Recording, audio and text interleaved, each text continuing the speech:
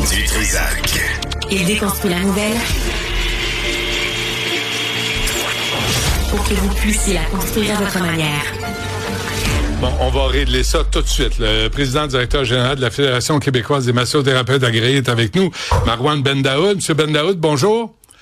Bonjour, M. Trisac. Avant toute autre chose, on va clarifier quelque chose. C'est quoi ça, un drainage lymphatique? C'est en lien avec un surplus, une accumulation donc de liquide qui peut se passer après un trauma, un choc. On a des membres qui sont experts en drainage lymphatique, si vous voulez. Vous pouvez aller voir sur notre site web et trouver des gens dans votre secteur. OK, mais je comprends toujours pas c'est quoi l'intervention, c'est quoi les gestes posés puis les résultats escomptés.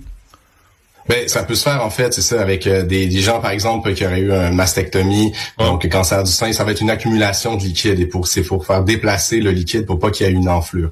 Mais je pense que dans le cas qui nous occupe, là, donc c'est quelqu'un qui avait massé une région, donc de la poitrine. Je pense que c'est là-dessus que vous voulez aller. C'est le cas d'Yvon Poirier. Mais j'ai trébuché sur le terme drainage lymphatique parce que si tu bouges du liquide, faut qu'il aille quelque part, le liquide. Comment il est expulsé du corps?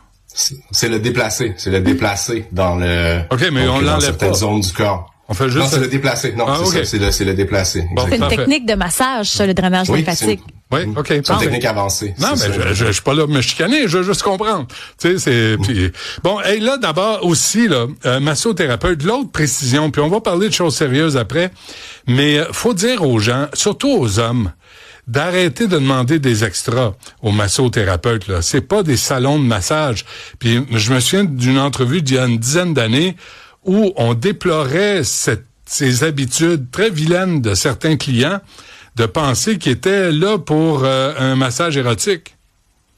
Tout à fait, oui, exactement. On a beaucoup d'inconduites sexuelles donc vécues par les massothérapeutes en tant que victimes, parce que c'est des clientes parfois donc qui vont demander des faveurs sexuelles ou qui vont faire des attouchements ou même des agressions sur les massothérapeutes. Bon, et donc, au Québec, M. Bendaoud, je lisais, environ une vingtaine de massothérapeutes font face à la justice chaque année pour des crimes à caractère sexuel envers des clientes. Puis le cas d'Yvon Poirier qui est dans le journal aujourd'hui, ça prouve que c'est un phénomène qui se reproduit régulièrement. Comment vous réagissez, vous, à ça, à la Fédération québécoise des massothérapeutes? Ben en fait, c'est sûr que sur le plan humain, c'est dramatique, donc c'est très triste. Écoutez, donc nous, la protection du public, c'est important. Il y a différents éléments, différentes choses en fait qu'on met en place pour essayer là de diminuer donc la fréquence en fait des inconduites sexuelles donc perpétrées par des massothérapeutes. Ça se fait donc que ce soit dans le code de déontologie, même dans les formations, nous on accrédite une dizaine d'écoles à travers la province, donc il y a un cours de sexualité et d'éthique professionnelle. Donc on met plusieurs choses en place. On a encore une fois donc le questionnaire santé aussi qu'on soumet à nos membres, donc pour qu'ils le fassent remplir par leurs clientes. Ça dit très clairement qu'ils peuvent demander un arrêt du massage à tout moment, qu'ils peuvent demander au massothérapeute de justifier les zones massées. Donc on va nous en fait insister nos membres on les encourager à expliquer donc à leurs clientes donc pourquoi telle ou telle manœuvre est faite et que s'il y a un inconfort, un malaise, qu'ils ont le droit d'arrêter le massage à tout moment. Donc nous, ce qu'on souhaite, c'est réduire donc au maximum les inconduites sexuelles de part et d'autre. Ah, j'en doute pas. Est-ce que les massothérapeutes demandent un consentement avant, tu sais, ce que vous dites, là, le drainage lymphatique. Puis là, on utilise ce prétexte-là, comme dans le cas d'Yvon Poirier, pour inconduite sexuelle, là, pour poser des gestes qui sont répréhensibles. Non, c'est ça, exactement. Souvent, le drainage lymphatique, parfois, ça peut se pratiquer donc sur la poitrine. Donc, c'est probablement à ça qui faisait référence. Mais selon nous, comment je peux dire ça, là, il a été condamné par la justice. Ouais. Donc, visiblement, ces arguments n'ont pas convaincu les juges. Après, il y a plusieurs choses on peut mettre. C'est sûr qu'on contrôle pas le comportement de tous nos membres. On peut insister, on va encourager. On a aussi une syndic, donc qui est avocate criminaliste, donc qui va faire respecter le code de déontologie. Par contre, on est limité dans nos actions, mais on a aussi donc publié différents outils, notamment en fait pour les massothérapeutes, mais les employeurs, les spas, les centres les cliniques de massothérapie pour, par exemple, avoir un code d'éthique, un code de conduite, montrer, avoir des affiches disant que les inconduites sexuelles, c'est tolérance zéro. Donc, montrer aussi ou souligner aux clients leurs droits, c'est-à-dire garder leurs vêtements dans le cadre de la séance s'ils sont plus à l'aise. Laisser la porte ouverte de la cabine s'ils se sentent plus à l'aise. Parce que souvent, malheureusement, donc dans le secteur, ce qu'on observe, c'est que oui, on a peut-être plus donc d'inconduite que dans d'autres secteurs, que chez le dentiste ou chez les inhalothérapeutes,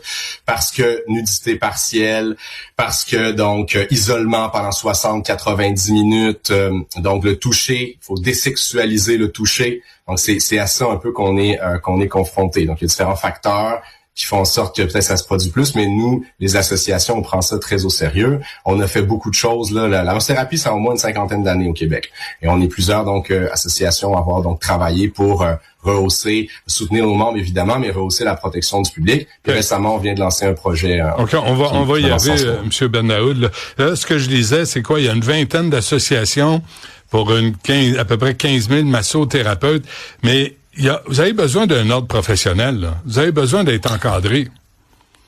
Nous, mon organisation donc a beaucoup milité pour ça, travaillé donc dans ce sens-là au cours des dernières dizaines d'années. Nous, c'est notre scénario idéal, c'est ce qu'on souhaite donc voir développer dans le futur. Dans l'immédiat, on travaille sur un projet donc avec 6 autres associations, donc les plus sérieuses dans le secteur. Et l'idée en fait serait de protéger le titre, d'imposer aussi une vérification des antécédents judiciaires. Nous, on le fait déjà dans notre association, mais là, on voudrait que ça soit à l'échelle provinciale. On est 7 associations qui représentons 95% en fait des massothérapeutes. Puis on serait plus de l'ordre de 20 000 massothérapeutes là, si on fait un dénombrement total. Ah oui. Et on va aussi donc demander, donc dans le cadre de ce projet-là qu'on a lancé il y a 2 semaines, c'est un projet mobilisateur qui fait beaucoup consensus au sein du milieu. Et il va avoir aussi, donc l'idée ce serait que certaines fautes déontologiques comme les fautes à caractère sexuel soient traitées par un membre du barreau. Donc, pour s'assurer que ce soit pris au sérieux. C'est quand tu te fais pogner, là, t'es massothérapeute, M. Bendaoud, là.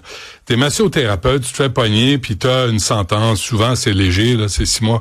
Est-ce que vous êtes barré à vie de pratiquer la massothérapie ou il y a des entourloupettes pour toujours se faufiler? C'est sûr que dans l'état actuel des choses, un massothérapeute, s'il est pas empêché de pratiquer par le juge, en fait, si le DPCP le demande pas, et puis donc il n'y a pas nécessairement cette requête-là qui est faite, ça se peut que le thérapeute puisse continuer de pratiquer. Mais des fois, il peut y avoir un empêchement de pratiquer envers autrui, envers les femmes, envers si.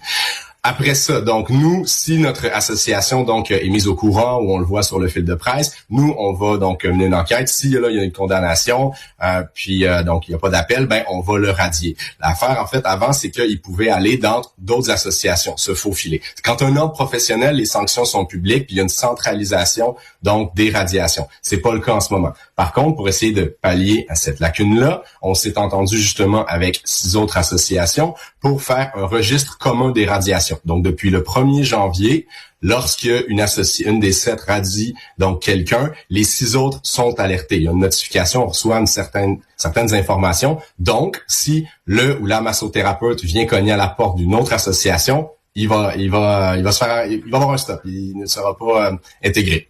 Donc, c'était notre manière un peu de contrôler. Mais c'est pas idéal, c'est pas... Il serait pas temps d'avoir l'obligation d'afficher le fait qu'un massothérapeute... Puis, il y a pas beaucoup de massothérapeutes féminines qui se font arrêter là pour inconduite sexuelle. Moi, la liste de types, c'est juste des hommes, là. Je suis d'accord avec vous, je partage votre constat. Par contre, donc ce qu'on a quand même vu, ça c'est objectif. Donc, on a déjà radié des gens pour ça. Donc, ça serait peut-être une massothérapeute donc de genre féminin qui offrirait volontairement donc des services sexuels pour des extras ou qui ferait en fait comment je peux dire ça, la promotion de services sexuels ou de. Mais ça c'est anecdotique. Serait sur des plateformes. Ça c'est anecdotique, M. Bendaoud. Là, ce qu'on voit là, les accusations, les condamnations. Moi, j'ai une liste devant moi. Ce ne sont que des hommes. Alors, quelles sont les questions qu'on devrait poser avant de prendre rendez-vous pour pas tomber entre les mains d'un charlatan ou d'un tripoteux? S'assurer que la personne est membre en règle d'une association, donc qui a des critères élevés. Nous, sur notre site web, donc vous pouvez trouver des massothérapeutes agréés. Donc, dans votre secteur, nous, on est calqué un peu sur le modèle là, des ordres professionnels. Ça a été un peu ça qui nous a inspiré, nous, notre association.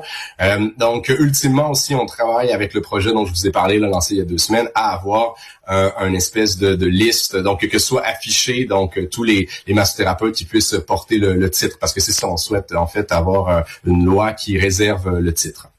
C'est différents outils qu'on essaie de mettre en place. Mais pas affiché pour le public. Ben, sur nos sites web, vous pouvez trouver nos membres qui proposent leur service au public. Oui, non, mais vous pouvez le faire entièrement. Mais ça, c'est une affaire. Je veux pas faire une infopub, M. Bendaoud. Là, je veux savoir les massothérapeutes qui sont faits pogner pour inconduite sexuelle. Est-ce que vous avez une liste sur votre site pour les identifier, pour éviter qu'on prenne rendez-vous avec ces types-là? Moi, je comprends, c'est ça. Dans le fond, vous, ce que vous dites, c'est que si, mettons, ça avait été comme un ordre professionnel, et là, on avait des sanctions qui sont accessibles publiquement pour le grand public, pour les employeurs, nous, on trouve que ça serait bien. Par contre, là, dans l'immédiat, on peut pas faire ça, mais on peut y aller dans l'autre sens, c'est-à-dire essayer parce que s'ils sont radiés, ils se retrouveront plus sur notre site, vous êtes d'accord? J'espère. Donc, je vous le confirme, Monsieur Dutrisac. Donc, si vous allez sur notre site et vous voyez des gens qui sont toujours listés là, ça veut dire qu'ils répondent à nos standards, donc pratiques de compétences et nos standards déontologiques. Fait que ça sera un peu ça l'idée. Mais et là, on veut travailler à protéger le titre avec les autres associations et qu'on ait peut-être une liste qui soit potentiellement commune, où là, dans le fond, si vous regardez, vous vous assurez que si la personne elle est listée là, c'est qu'elle n'a pas été radiée, elle n'a pas de sanction disciplinaire. Ouais, mais vous comprendrez que si tu prends un rendez-vous pour un massothérapeute, là, c'est pas une rage dedans, c'est juste pour te faire du bien. On fera pas la liste des 7 associations ou des 15 associations, je sais plus combien, des 20 associations pour savoir si c'est un tripoteux ou si c'est un gars qui est un massothérapeute qui est professionnel. Ben, allez sur notre site, puis si vous y est listé là, ça veut dire qu'il n'y a pas eu de sanction disciplinaire l'empêchant de travailler. Non, mais donc, ça c'est votre site. Ça regroupe quoi, les 7 associations? Non, effectivement, non. C'est 1 sur 7. C'est ça. Mais c'est ultimement...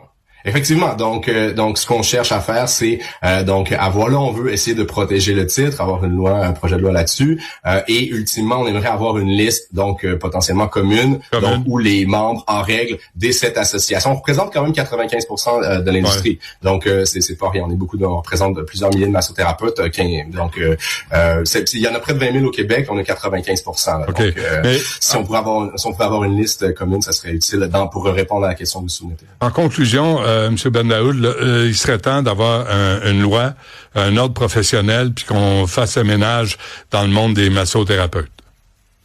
Nous, on veut du ménage. Nous, on est prêt à travailler avec tous les pouvoirs publics pour rehausser la protection et la confiance du public. C'est important parce que en bout de piste aussi, des cas comme ça ternissent l'image de la massothérapie, alors que pourtant, c'est quelque chose avec des bienfaits scientifiquement démontrés, bienfaits sur le plan physique, sur le plan de la santé mentale. Il y a beaucoup de stress et tout ça. Donc, on voudrait en fait que finalement, au bout du compte, les massothérapeutes puissent juste offrir à l'ensemble de la population, les faire profiter des bienfaits de cette discipline-là, qui est une profession en santé. Très bien. Marwan Bendaoud, président directeur général de la Fédération québécoise des massothérapeutes agréés.